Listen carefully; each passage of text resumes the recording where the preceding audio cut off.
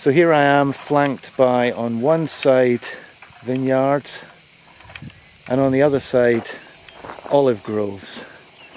And that's the beauty of this part of Italy. And I'm really hoping we're going to get some fantastic opportunities for photography while we're here. And what I want to be able to do is not carry a laptop with me everywhere. And so this video is really to see, can I get away with just using my phone and my iPad to do all the editing, because they're pretty portable devices. I can carry them around with me and leave them back at my accommodation, take photographs of my camera during the day, and then when I get back, the plan is to edit these in RAW and to upload them, and we'll see how it works. I've done a little bit of work on this before coming away, and I'm pretty sure that I'm going to have to still use the laptop a little bit when I get back, and I'll explain why later on. But in the first instance, I think I can do a pretty good job and save myself quite a lot of time just by using these devices. So let's see how it works. It is an experiment, so I think there'll be some reflections at the end, I'm sure. And it may be that some of what I'm trying is not really possible without switching the computer on. But it'd be great to see if it is, because travel photography for me is about having the camera with me, about traveling light and not carrying a ton of gear around. So if I can achieve this with minimal gear, it will be fantastic. Anyway, I'm inviting you along on the journey, folks, and we'll see how we get on.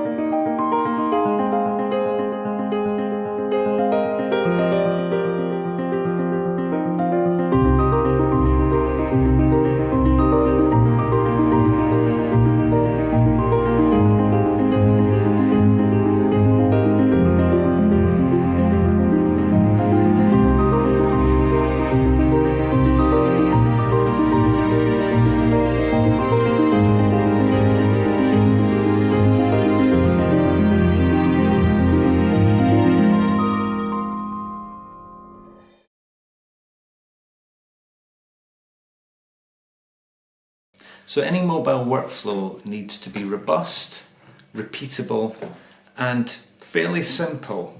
Certainly for me, I'm on holiday. I don't want to be spending all of my time editing photographs, much as I enjoy doing it.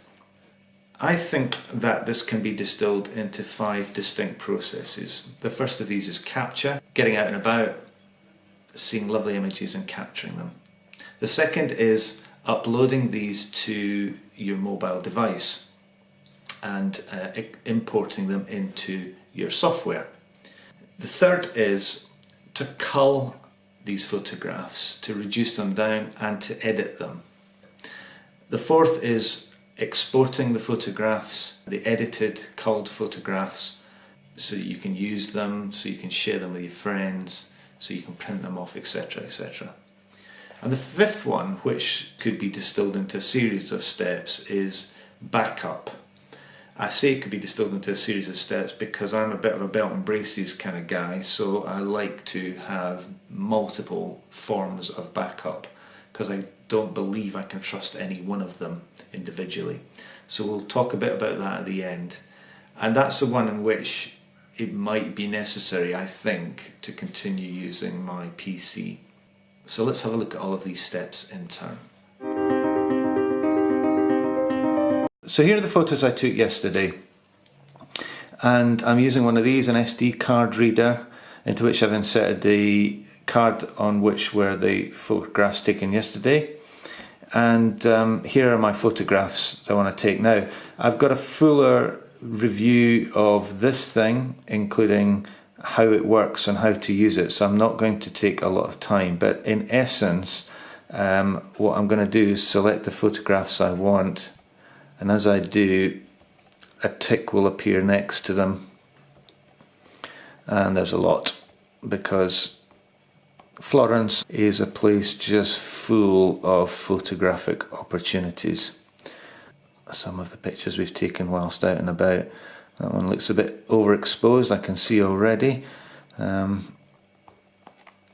I confess I shoot in manual quite a lot of the time, and my favourite trick, it's not a trick really, it's an error, is to leave the camera set as it was when I took the last shot. You can see here this one's massively overexposed, and then usually I spot it after a shot or two and adjust it, but I guess these things get better with experience.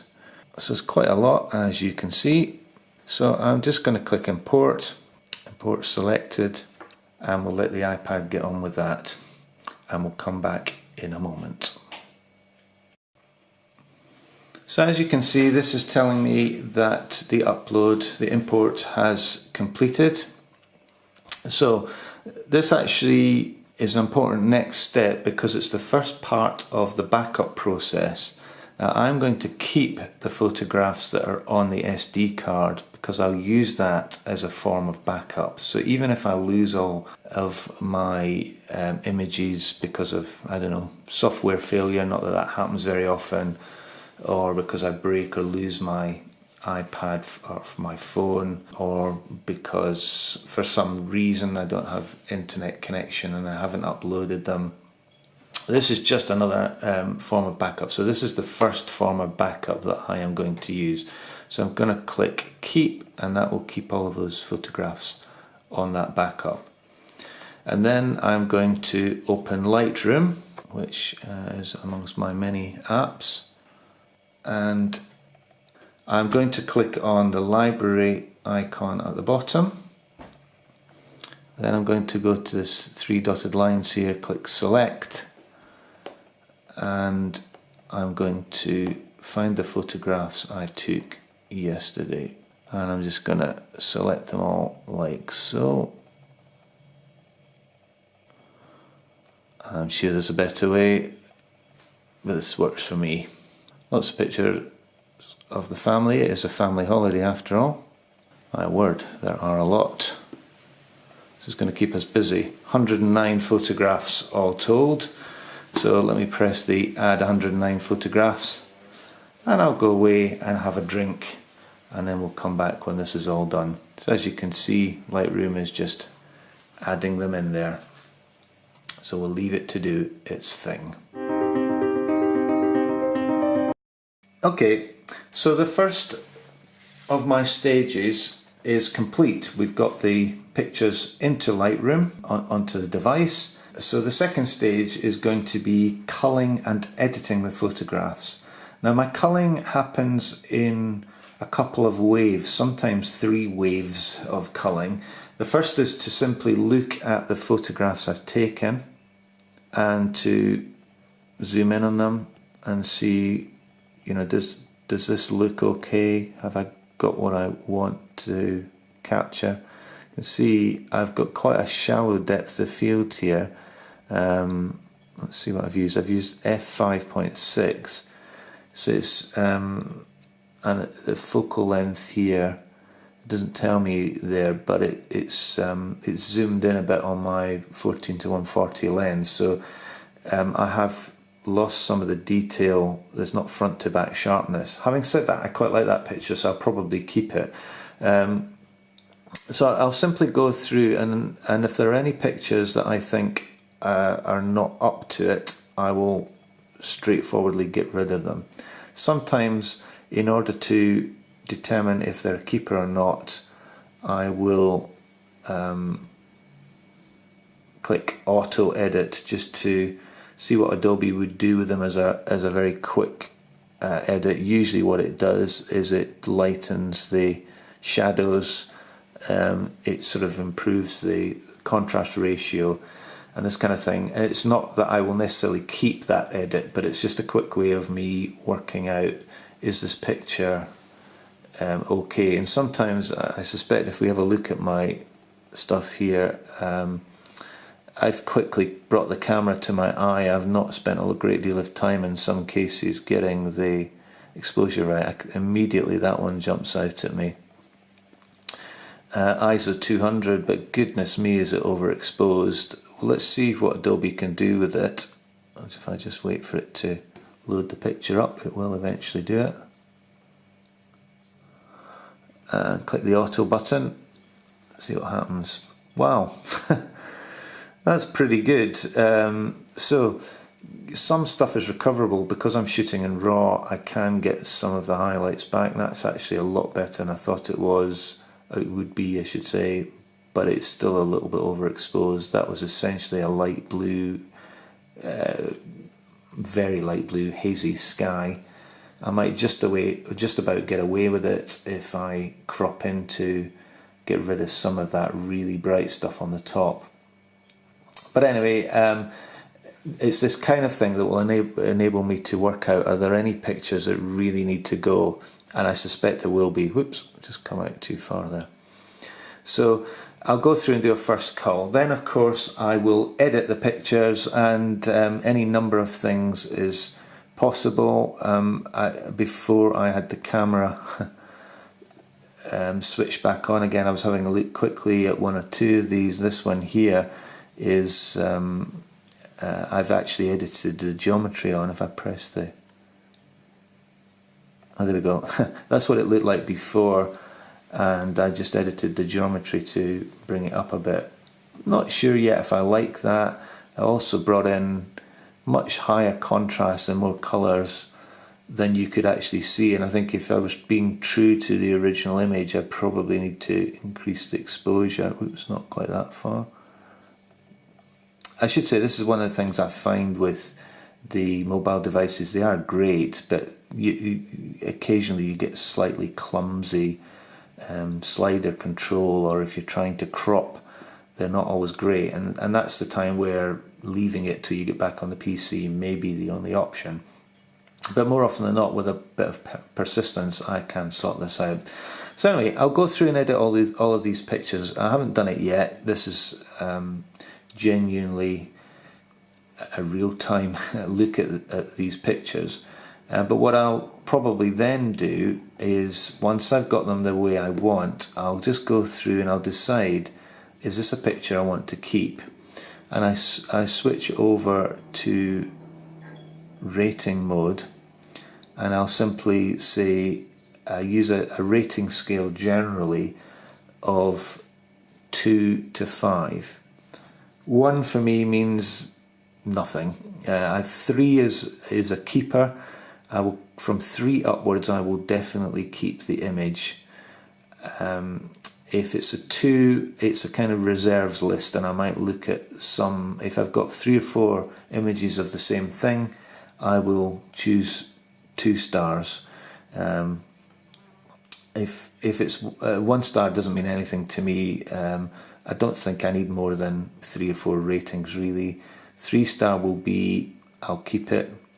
4 star means I really like it, and I do that because I may come back and just filter 4 star images, and the really good ones I might decide to keep as portfolio images. 5 star, well, because I'm always striving for improvement, I haven't got any 5 stars yet. I guess for the image that blows my mind, that will end up being a 5 star, but so far in my photography journey, I've not determined that any images are 5 star and to my liking. Anyway, that finishes step 2, which is the culling and editing step. So once I've finished editing my pictures and I've rated them, here's the final one of that one we were looking at before, then I'm ready to export them. Now actually I needn't bother at this point. If I want to just do it all when I get back home, provided I've got a decent internet connection, and I don't have one at the moment. We really are in rural Tuscany, and whilst there's an internet connection there, the upload speeds are terrible, so I wait until I get onto 4G and back in a town, and then I let Lightroom upload them, and that's great. That's my first form, a second form I should say, of backup. Having kept them on the memory card, I let them upload to Lightroom, Lightroom Mobile, and because I pay for a subscription, I think it's 20 gigabytes of space on Lightroom, and when I get back home I'll be able to see those on my computer because I'll just download from the Lightroom Mobile. We'll speak about the backup more in a moment. The next thing I want to do is export, and I do want to share these whilst I'm on holiday, so I've created a family album that my family can look at and or use on Instagram or Facebook or whatever it is. So generally I do that by exporting to the camera roll on the iPad or iPhone. So that's really simple. You just click on the export button, save to camera roll. I always choose the maximum resolution available. And now if I look at my camera roll in the iPhone, once this is finished doing its stuff, I will be able to see that photograph in there.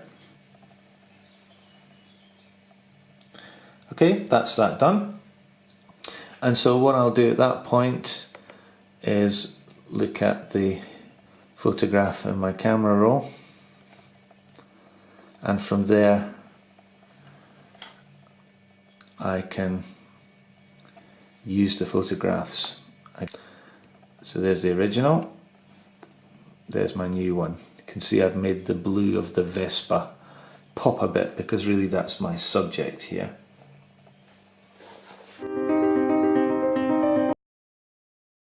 Once I've uploaded the photographs to Lightroom, what I generally do is go on to the photo app and delete them from there.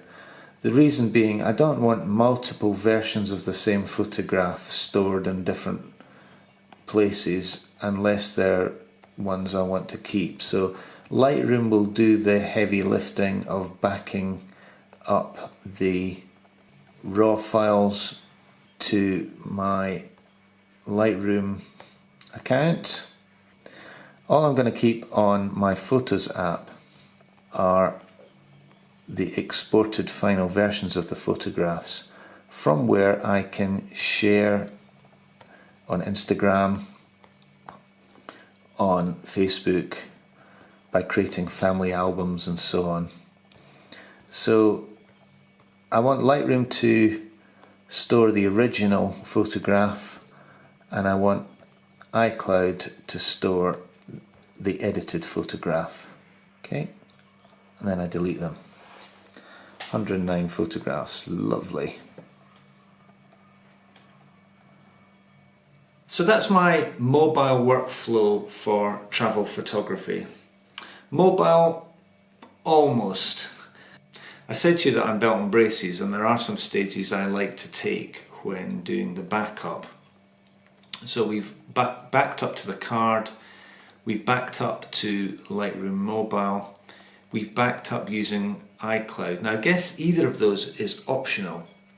If you're using the non-subscription version of Lightroom, then you don't have the ability to back up to Lightroom Mobile. So what you could do is just export all of your edited photographs to iCloud and keep the originals on iCloud as well. And that would give you both your originals that you can return to in the future and do other edits on, as well as the ones that you've worked on. At the same time, you might just choose to use Lightroom Mobile. I quite like to have them on the phone because it means I can share them quickly. So I advocate using both. But when I get back home and I switch my computer on and I open up Lightroom, because I've set that up to sync with Lightroom Mobile, it will also import all of the photographs from Lightroom Mobile, and it stores them on an external hard drive, so that gives me yet more backup. Don't forget, I've also got the photographs on my memory card still, so if all of that has failed and I've lost stuff, if I've got the memory card somewhere safe, when I take that home I can also import that to Lightroom at that point as well. But I actually take it to yet another stage of backup, which is that I use Google Photos to back up all of the images that are on my external hard drive from my computer at home. As long as that computer's on, the Google Backup and Sync app will upload those. And because I'm using a 16 megapixel camera, the storage on Google Photos is unlimited. Currently I've got something like 10,500 images backed up on Google Photos, and it doesn't cost me a penny. If you've got high resolution images than that, you do have to pay Google for that, as you would with any other backup service. So hopefully I've shown that if you want to go on holiday with just your camera and your phone, or your camera and your iPad, you can do that. You can upload your photographs, you can back up your photographs, you can cull and edit your photographs all on one of these devices now, and it isn't really necessary anymore to take a computer with you. Or is it? Some of you are saying, well, what if you really want to do advanced editing? What if you want to use layers? What if you want to take out bits of your picture and replace them with other bits? What if you want to replace the sky? Yeah, of course, if you want to do all of that sort of stuff, then it's still helpful to be able to do that on Photoshop and on the desktop version of Lightroom.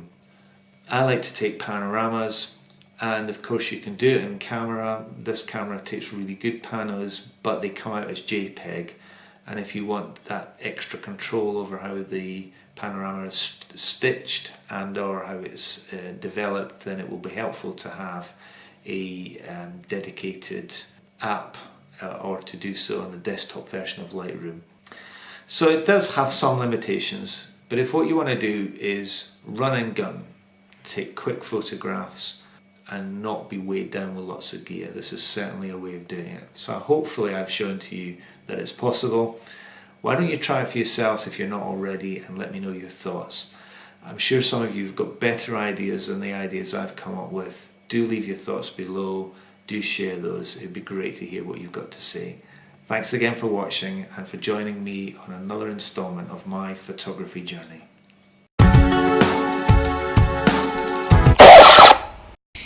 There's a couple of things without which I would have come a cropper on this trip, and these are really important to add in. One is reliable internet. You know, we kind of take that for granted these days, and out here in the sticks the internet has been patchy at best. What that's meant is that my Lightroom has been really slow to upload and sometimes hasn't uploaded, and consequently I have been without backup across my different devices. But where I plug my laptop and my phone in to charge, there's no internet at all, and there's no Wi-Fi. That's been a bit of a problem because none of my iCloud photographs have uploaded. Where that's the case, it's really important that you have memory, by which I mean physical memory.